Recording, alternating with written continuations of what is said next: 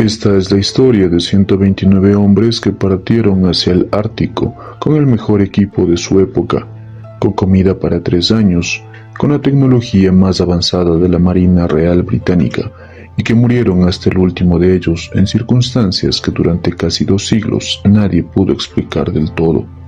No es solo una historia de exploración que salió mal, es una historia de arrogancia imperial, de un océano helado que no acepta negociaciones, de hombres que al final de todo hicieron lo impensable para sobrevivir, y de una verdad que los pueblos inuit sabían desde el principio, pero que el mundo tardó 160 años en escuchar.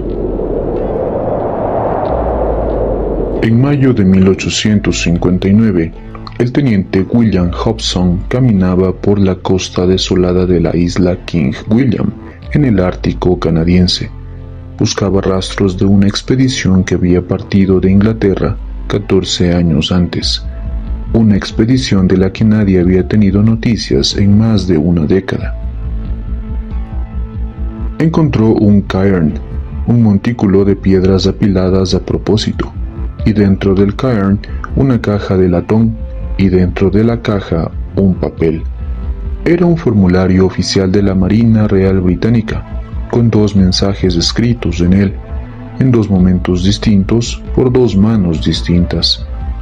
El primero, en el margen superior, decía: 28 de mayo de 1847. Los HMS Erebus y Terror pasan el invierno en el hielo. Sir John Franklin al mando. Todo bien. El segundo mensaje estaba escrito frenéticamente en los márgenes del mismo papel, apretado, casi sin espacio, datado 11 meses después. 25 de abril de 1848.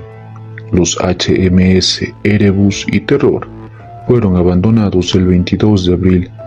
Han muerto 9 oficiales y 15 hombres. Sir John Franklin murió el 11 de junio de 1847. Los 105 supervivientes partirán mañana hacia el río Back. Eso era todo. Una nota en un papel dentro de una caja, dentro de una pila de piedras en uno de los lugares más remotos de la Tierra. La única comunicación escrita que 129 hombres dejaron el mundo desde que desaparecieron en el hielo. Y esos 105 supervivientes que partirían al día siguiente hacia el río Back en busca de civilización, no llegaron. Ninguno llegó. Para entender por qué 129 hombres fueron enviados al Ártico en 1845, hay que entender qué era el Paso del Noroeste y qué significaba encontrarlo.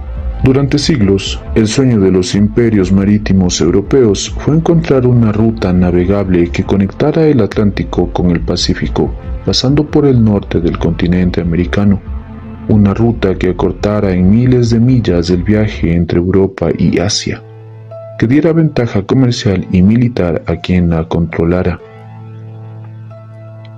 El problema era el Ártico canadiense, un laberinto de islas, canales, bahías y estrechos cubiertos de hielo durante la mayor parte del año. Un lugar donde los barcos de madera quedaban atrapados y aplastados, donde el frío mataba en horas a los hombres sin equipo adecuado, donde el sol desaparecía durante meses y la oscuridad era absoluta. Pero en 1845, Gran Bretaña estaba en la cima de su poder imperial, y Sir John Barrow, el segundo Lord del Almirantazgo, veía que era el momento, que la tecnología era suficientemente avanzada, que los barcos eran suficientemente fuertes, que había llegado el momento de cerrar la última gran incógnita geográfica del hemisferio norte. Eligieron 2 barcos que ya habían demostrado su valía en el hielo, el HMS Erebus y el HMS Terror, los mismos que habían explorado la Antártida entre 1839 y 1843, reforzados con cascos de hierro, equipados con motores de vapor adaptados de locomotoras, con calefacción interna, con más de 8.000 latas de comida en conserva, con cubiertos de plata, porcelana fina y una biblioteca de más de 1.000 volúmenes, con todo lo que el Imperio Británico pensaba que se necesitaba para conquistar el Ártico. Lo que ningún barco de hierro puede comprar es el tiempo, y el tiempo en el Ártico pertenece al hielo. Al frente de la expedición estaba Sir John Franklin, 59 años, veterano de Trafalgar y de la guerra de 1812. Había sobrevivido una expedición ártica anterior, comiendo sus propias botas e hirviendo líquen para no morir de hambre. Por eso lo llamaban el hombre que se comió sus botas. Era un símbolo de resistencia, de determinación británica, exactamente el tipo de figura que el almirantazgo quería al frente de esta empresa. Algunos en el almirantazgo pensaban que era demasiado mayor para el puesto, que el Ártico necesitaba hombres más jóvenes, más ágiles. Franklin insistió en ser elegido y consiguió el mando. A su lado, el capitán Francis Crozier comandaba el terror irlandés, experimentado, con más conocimiento práctico del hielo ártico que casi cualquier otro oficial de la Marina Real. Crozier tenía dudas sobre la expedición desde el principio. Escribió cartas privadas donde expresaba sus temores, pero siguió órdenes, subió al barco, se fue. Los 129 hombres, oficiales, marineros, cocineros, médicos, partieron el 19 de mayo de 1845 desde Greenhithe, en Kent, con multitudes en el muelle aplaudiéndolos, con el Times de Londres declarando que era la expedición ártica más preparada y mejor equipada de la historia, con la absoluta certeza de que esta vez sí llegarían. En agosto de 1845, el Erebus y el Terror tuvieron un encuentro casual con dos barcos balleneros en la bahía de Baffin, el Prince of Galles y el Enterprise. Los capitanes de los balleneros describieron después a los hombres de Franklin como saludables, confiados, listos para entrar en el Ártico. Ese fue el último avistamiento europeo confirmado de la expedición. A partir de ese momento, el Ártico los absorbió. En 1847, cuando la expedición ya llevaba 2 años sin contacto, el almirantazgo lanzó las primeras búsquedas. En los años siguientes envió decenas de barcos, ofreció recompensas, rastrilló rutas, registró costas. Por iniciativa y a expensas de su propia fortuna personal, Lady Jane Franklin, la esposa del capitán, financió expedición tras expedición, sin aceptar que su marido estuviera muerto, sin abandonar la búsqueda durante años. La reconstrucción de lo que ocurrió entre 1845 y 1848 tardó más de un siglo en completarse, pero hoy, combinando la nota de Victory Point, el testimonio inuit, los hallazgos arqueológicos y los análisis forenses, los investigadores tienen una imagen razonablemente clara de la tragedia. El verano de 1845 fue relativamente favorable. Los barcos avanzaron hacia el oeste por el canal de Lancaster. Invernaron en la isla Vichy, donde enterraron a sus primeros 3 muertos, hombres jóvenes que murieron de tuberculosis y neumonía, cuyos cuerpos el permafrost conservaría tan perfectamente que cuando fueron exhumados en 1984, sus caras todavía eran reconocibles, con expresión de quienes murieron en ese frío sin entender por qué. En el verano de 1846, los barcos continuaron hacia el sur, por el estrecho de Peel, y entonces el hielo los atrapó en el estrecho de Victoria, frente a la isla King William. Los barcos quedaron bloqueados en el hielo en septiembre de 1846 y nunca volvieron a moverse por sus propios medios. Pasaron el invierno de 1846 y 47 en el hielo. En el invierno de 1847 y 48 también. 2 años atrapados, con las provisiones menguando, con el escorbuto avanzando entre la tripulación, con el saturnismo, envenenamiento por plomo, probablemente deteriorando el juicio de muchos de ellos, porque las soldaduras de las latas de conserva estaban mal hechas y el plomo filtraba hacia la comida. Sir John Franklin murió el 11 de junio de 1847. La nota de Victory Point no da detalles, solo dice que murió. Los historiadores creen que fue un infarto o una apoplejía. El mando pasó a Crozier, y Crozier, el hombre que había tenido dudas desde el principio, tomó la única decisión que quedaba: abandonar los barcos y marchar hacia el sur a pie, hacia el río Back, hacia los puestos comerciales de la Hudson's Bay Company, hacia cualquier cosa que no fuera ese hielo. 105 hombres pisaron el hielo el 22 de abril de 1848, arrastrando botes de madera montados en trineos, con equipaje que pesaba más de lo que hombres enfermos y hambrientos podían arrastrar, hacia un destino que estaba a cientos de kilómetros en una de las tierras más hostiles del planeta. Ninguno llegó. La nota que el teniente Hobson encontró en 1859 es uno de los documentos más perturbadores de la historia de la exploración, no por lo que dice, sino por cómo lo dice. El primer mensaje de mayo de 1847 es tranquilo, todo bien. 2 palabras que en retrospectiva suenan a lo que eran el último momento de relativa normalidad antes del abismo. El segundo mensaje, 11 meses después, está escrito en los márgenes, apretado, urgente, como si el papel no alcanzara. 24 hombres muertos, Franklin entre ellos, los barcos abandonados y esa última línea: partimos mañana hacia el río Back. Lo que ningún historiador ha podido determinar con certeza es por qué la nota fue dejada ahí. Victory Point está en el extremo norte de la isla King William. Si los supervivientes marchaban hacia el sur, depositar la nota en el norte era ponerla en el lugar donde menos posibilidades habría de que alguien la encontrara rápidamente.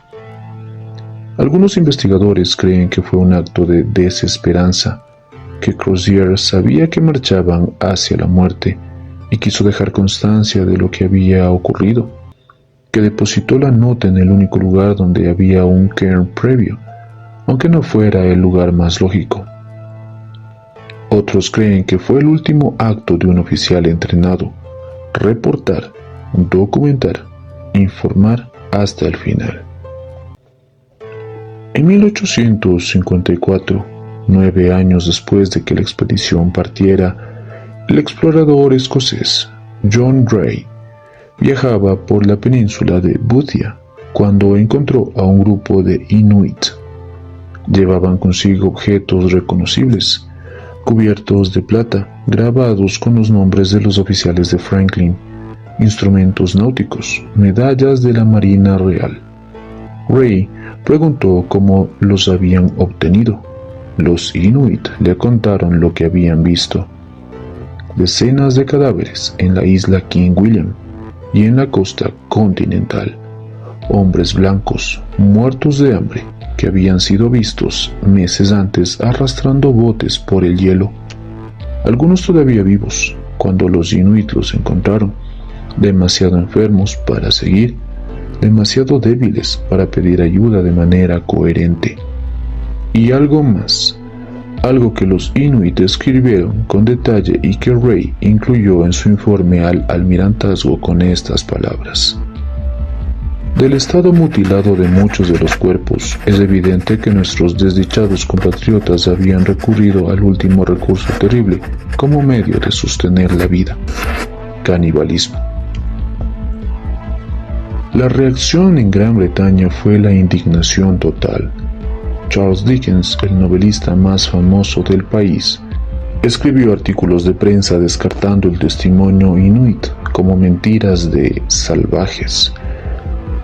Lady Jane Franklin organizó una campaña para desacreditarlo. El almirantazgo ignoró las conclusiones de Ray.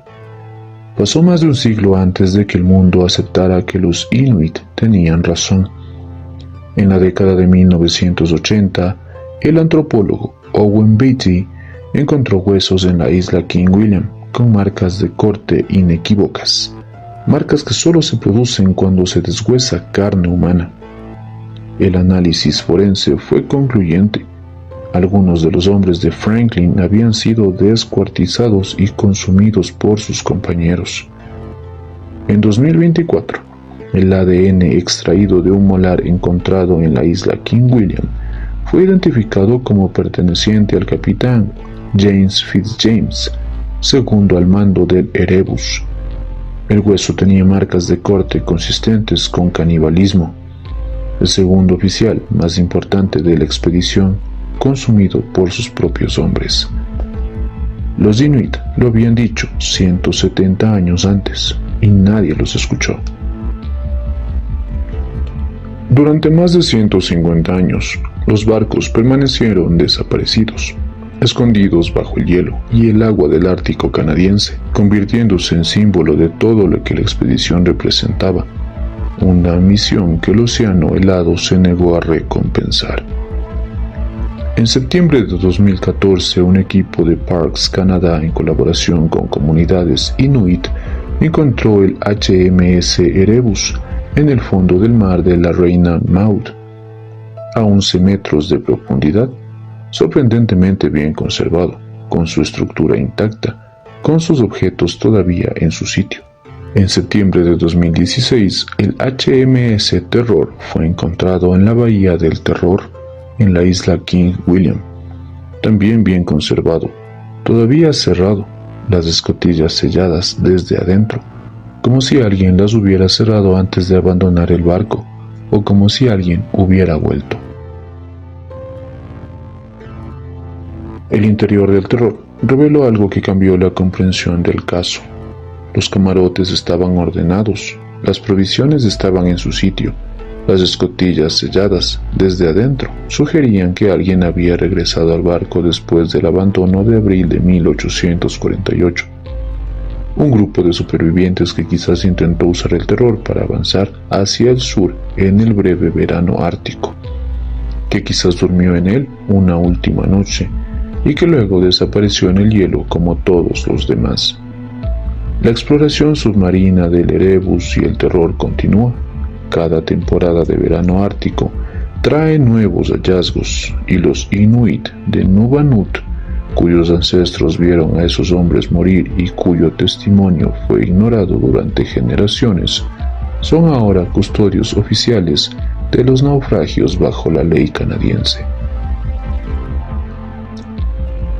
Hay una ironía en la historia de la expedición Franklin que la historia raramente menciona con suficiente énfasis. El paso del noroeste que Franklin fue a encontrar existe exactamente donde él lo buscó.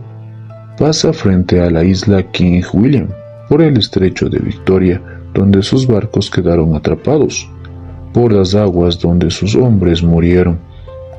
En 1906, el explorador noruego Roald Amundsen completó la travesía del paso del noroeste, siguiendo en buena parte la ruta de Franklin, con barcos más pequeños, con guía inuit, con respeto por el Ártico en lugar de arrogancia, y lo logró.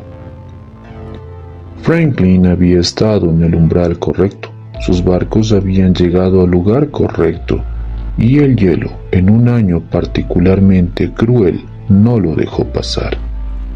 126 hombres murieron en el intento. 3 habían muerto antes de que el hielo los atrapara y ninguno llegó a casa.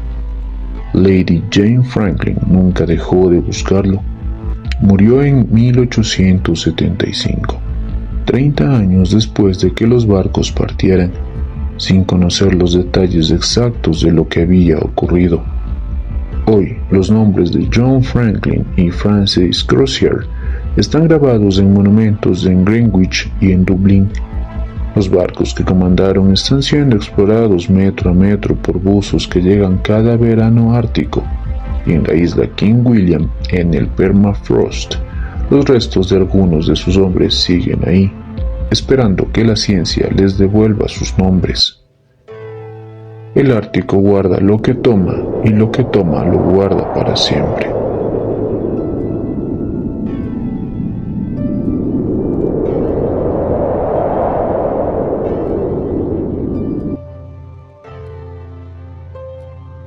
¿Qué crees que determinó el destino de la expedición Franklin?